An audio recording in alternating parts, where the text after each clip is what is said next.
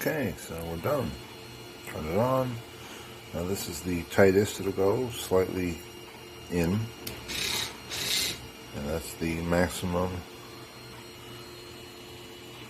And currently I have it where it's doing like a 1 degree step,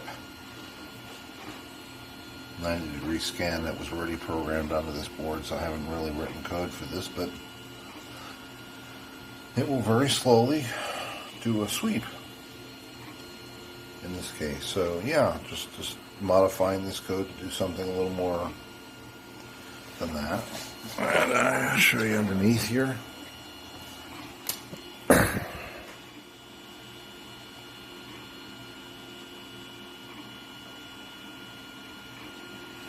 And there's one more of these, and then these two will then go on an assembly to do the pan and tilt.